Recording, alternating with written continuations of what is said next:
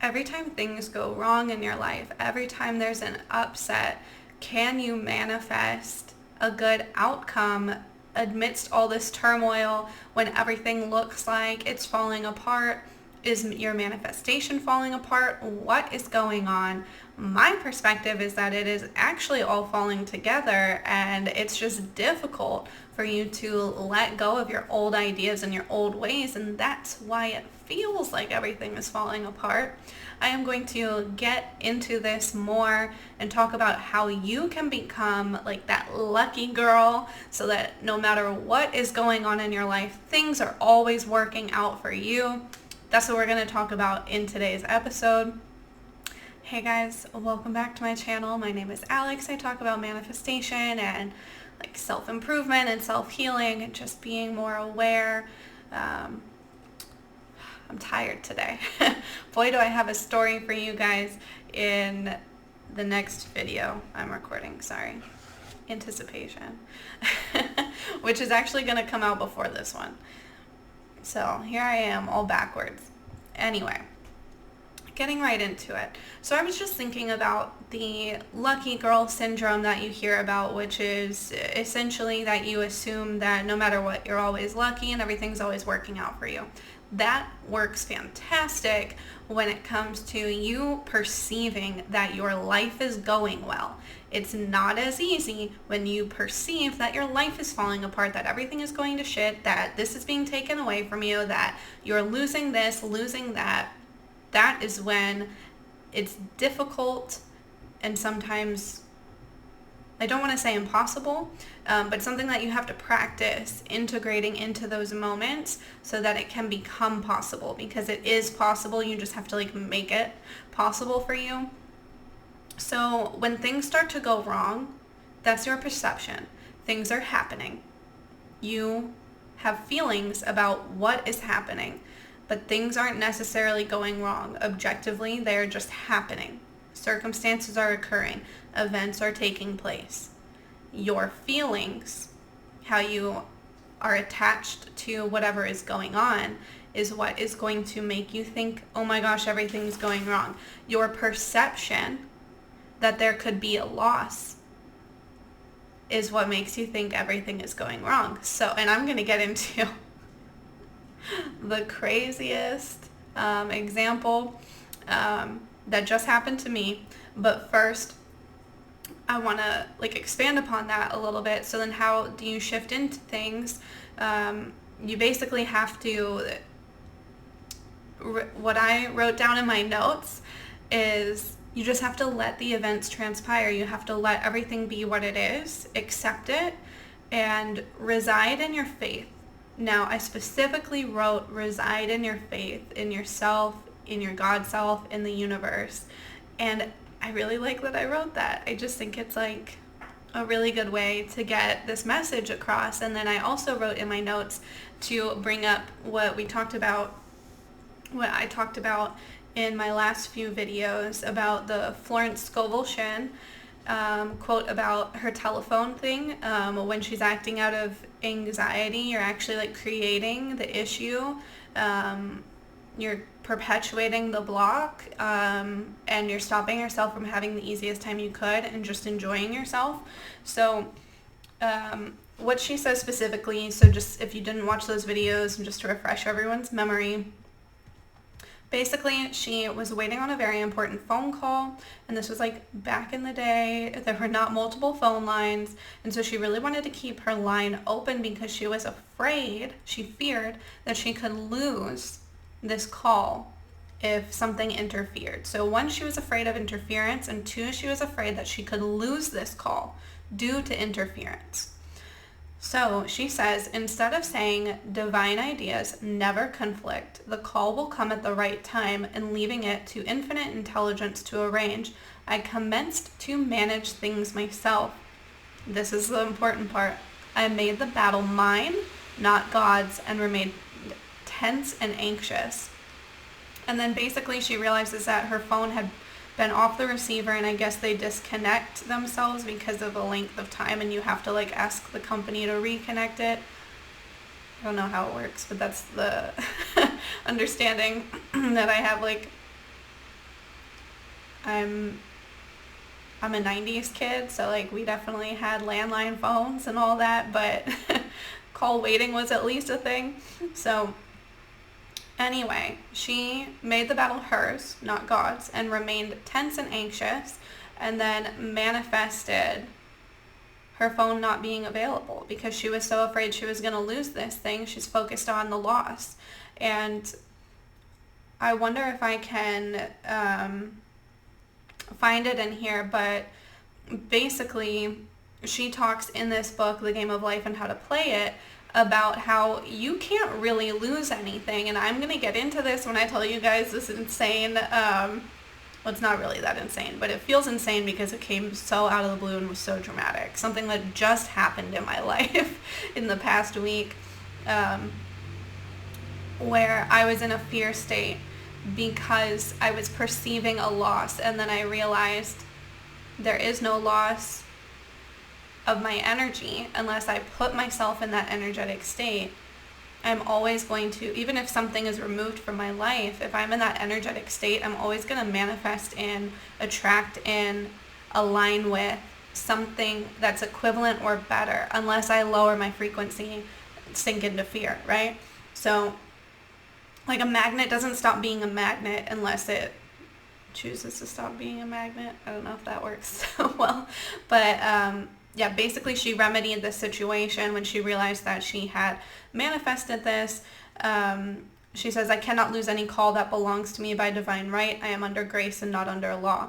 Law here being karmic law of her conscious thoughts, which she had just used to manifest her phone being unavailable. Basically, she gets her phone reconnected. Within 2 minutes, she gets an unrelated important phone call, and then within an hour, she gets the call she was waiting on. So blessings came in. Now, when you're in the middle of massive change in your life, or, you know, something very important, you have a lot of attachment, like she was clearly very attached to this phone call outcome, that is when we switch into control, right? We decide to manage things ourselves and try and control them, and we manifest from the conscious mind, the ego mind, coming from a place of fear, because that's where control comes from. And we don't have faith that things are going to work out for us. So if you want to get into this like lucky girl syndrome, this is where I see that it's not as easy to apply. Like I said, it's really easy to apply when you're like walking through a Target and you're like, I just find all the best deals, or like people randomly give me stuff, or like, you know, those kinds of things are easier. But to feel that you are always safe and supported during uncomfortable times is not as easy, and that is what this video is specifically addressing. So now I'm going to get into what happened to me and why I am bringing this up. So I'm going to be talking about this, or I just talked about it in, I'm actually not sure what order these are going to come out in, but this week's videos are going to be talking about this event that happened to me with different perspectives and different things that I learned. I'm breaking them up. And for this one, this is focusing on everything working out for you in the best ways. Okay, so what happened, Alex? We're 9 minutes in and you still haven't told us. Okay, so last week on my way to work, there was somebody, I was taking a right turn, green arrow, lots of traffic, morning commute, and all the cars are flowing. Now, if somebody from the other road is wanting to take a U-turn, even if they have a green arrow, they have a sign that says you have to yield to the right turn lane. And that would be me. Now, somebody did not want to yield to the right turn lane right as I am going through the intersection. We did not collide, but I did like honk my horn because I'm an assertive driver, and I'm going to let you know that you're not doing what you're supposed to and making unsafe choices. I feel like I'm talking to my students. And I made it around them, and I went about my way. I go down the road, but I see in my rear view that they just continue to keep trying to turn. Like they didn't stop and they're like, oh crap, you know, like why am I doing this? None of these cars are stopping. No, they kept trying to go. And like whether you think you're in the right or not, I don't understand the idea of like, I'm going to keep doing this thing and just run into another car. Like, that just doesn't make sense to me. So I watched them almost hit the car behind me. And now I'm like a little ways down the road. I'm going to skip this part and get to the good part. Basically, this car, I felt like, started to have an issue with the fact that I was the one who honked at them for them almost hitting me. And they start driving very strangely and erratically next to me. They have blacked out windows. I can't see in, but I'm not looking in, but I can feel this tension. The energy was crazy. I'm approaching a red light eventually, wondering what's going on at a construction site.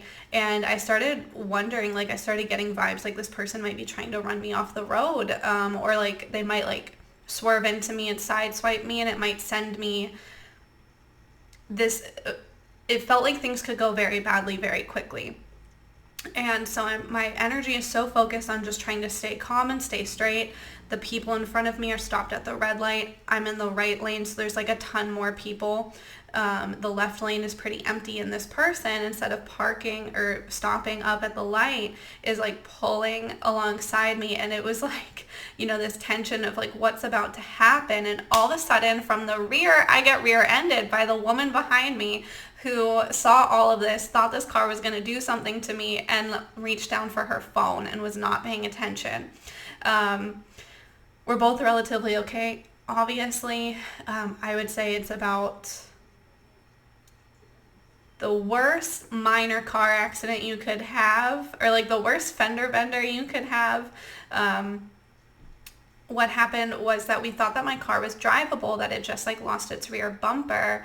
That turned out not to be the case. And so we have no idea what's going on the underside of my vehicle, if it'll be totaled, all these things, and which I will get into more in the other video that came out this week, because I just saw so many specific manifestation things in thoughts I had leading up to this accident about my vehicle. And so that's going to be in a separate video. But for this one, specifically focusing on this is the accident that happened, navigating the fact that at first I was like, okay, they're just going to fix my bumper and it'll be fine. And then I tried to drive away and something was very wrong. And then we discover all these things and we have no idea the extent of what's going on underneath the vehicle. I have to leave it to be towed. And now I'm thinking my car might be totaled. What does that look like? You know, my life has changed a lot since I bought this car and since I've bought any car, you know, just budget-wise. And as much as I, you know, practice believing in abundance and understanding that, it's still something that's a little triggering.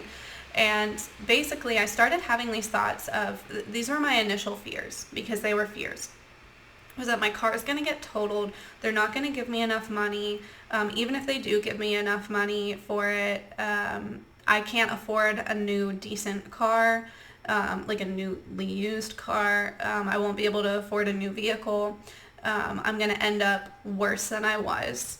I'm never going to have that kind of experience that I had with my car, because it was like an older luxury vehicle, in a very specific model that I was obsessed with. I'm still obsessed with it. So at the time I had all these feelings of loss, right? One of my friends who's like not super into manifestation, she says, but she listens to everything I say, and she like will send me messages where she's like, hey, I manifested this today. She's like, I still don't believe in it, but I'm like, you're so silly. I was venting to her about this and I was like crying because I have all this emotional attachment to this vehicle. And she was like, you know, I love you as a friend and I'm here to support you, but I'm like, this just isn't like you, you know, like what you talk about with mindset and all of that. She's like, I think that you might want to reflect on that. And I was like, oh, she's right. This isn't, she said, it's not very cash money of you. So that's like my new catchphrase when I'm not in the right manifestation mindset, or I'm not in the ideal mindset that I would like to practice. That's my new phrase. I was like, she's right. It's not very cash money of me to be so focused on the fact that this is going to turn out worse for me. And what I need to realize, and so I started reading Florence's book. Before, I had been skipping around chapter to chapter and just kind of reading here and there, and I decided to read it like start to finish. And I realized her talking about how you can never truly lose something, because even if a romantic partner, a relationship, a house, a car, a job falls out of your life, you are still in alignment with whatever it is you're in alignment with, and a replacement will come.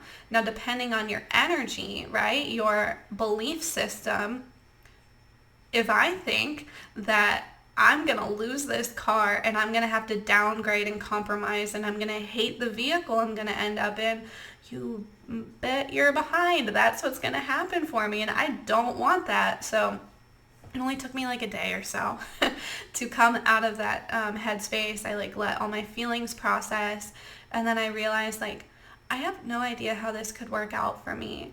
And then one of my friends, I can't remember if it was the same friend or a different friend, she was like, I have no doubt that you're going to come out of this ahead, because like you are just the queen of wild shit working out for you in wild ways. And I was like, that's so true. Like one time I had to get my windshield replaced because a rock hit it, and I ended up making money off of it, like a decent chunk of money. Like one time my laptop, my brand new, very expensive laptop, got broken by TSA agents who were not taking responsibility, and so there was like no hope of me ever recovering the cost of repairs. I send it into the manufacturer. It's obviously out of warranty because they dropped it and broke everything on the inside, and I'd had the laptop about a year. I don't hear anything about the status of the repair. I call them. They accidentally fixed it for under warranty and gave me all brand new insides to my laptop. I had a brand new laptop for free. So like, but it felt awful. Oh my God, it's broken and I'm never going to get this again. I can't afford another laptop. I'm going to have to get some cheap. That happened to me. And now it's happening with my car. And I've actually gotten really excited. I've moved through that. I've gotten really excited of, I have no idea what could happen, but I'm just going to enjoy myself. Like the rental car that they fixed me up with, so nice. It's like a brand new luxury, small sporty SUV, and I was so upset when I got it because it wasn't my car. But it's like, what I'm realizing is I'm liking the experience of this car more. It's showing me the contrast of, yeah, I loved my car, but I think I'm ready for something new. I think I'm ready for different things. There were things about my car that I was putting up with that really weren't the most comfortable, just because I thought I kind of had to in order to have these other things. And it's really made me take a look at everything again. And that's going to be a whole separate video about how my self-concept and where I'm at in life has been tied to my cars and what's coming next for me. It's really interesting.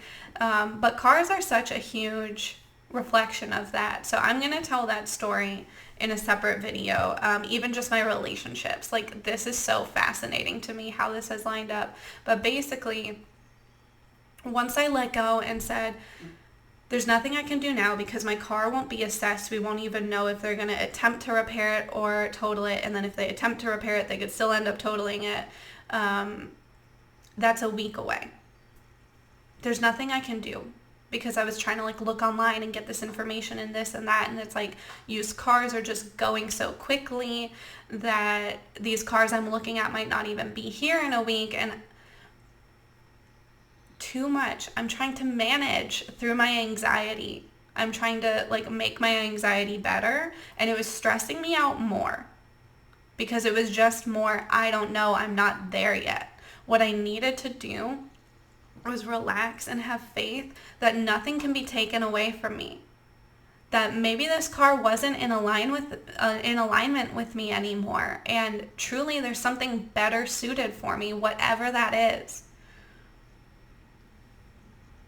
I could meet someone in a parking lot who's like, oh, just borrow my car. Like, that's an outlandish thing to say, but like, these are just the things that I can think of. But so often things work out differently than you could ever have imagined. So I'm going to wrap this up here. But basically, when in times of perceived crisis, perceived negativity, really remembering that who you are is what you're going to attract, and that there is no loss.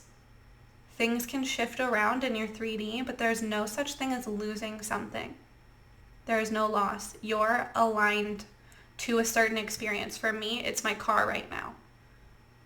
My energy hasn't changed in a way that I am aligned to have no car. I can tell that within myself. If anything, it's increased and improved since I have had this car. So it makes the most sense that it shifted. But if I know who I am and what I deserve and what I'm worth, and I'm like really clear on where I'm at in my healing process, why would I suddenly, I've done nothing but improve since getting this car, like drastically. I have made massive bouts in my healing. So why would I think that something is being taken from me? It just doesn't match up to the science of it. But that was fear. And guess what? I'm having a much more enjoyable time with my rental car because I know that, no, you know what I was going to say? I was going to say that no matter what I end up with, it's not going to be as nice, but that's not true. I have no idea, right? And just by saying like, it's all going to work out for me and I'm going to take it one step at a time. And right now there's no steps for me to take other than having fun in my imagination about what could be and enjoying what I do have. Also, by the way, I'm physically fine, like some minor things, but it's going to be okay. Yeah. So that is it for today's video. If you want to support me with a small donation and get access to bonus content where I go more in depth with personal testimony and personal coaching, especially around relationships and healing codependency and transforming that, that is on my Patreon, which starts at just $30 a month. I hope I held up the right amount of fingers. I don't have a concussion. I'm just tired. But yeah, give this video a thumbs up if you liked it. Drop a comment. Your comments have been so sweet lately. You know who you are. Thank you so much, because I was literally like in bed with all the like pain settling in and got those comments, and I was just like, you have no idea how much this means to me, but you're going to find out in this video I'm going to record when my back is feeling a little bit better. Okay, wrapping this up here. Thank you so much. Let me know your thoughts. Let me know what you want to hear about in the comments, and I will see you in the next video.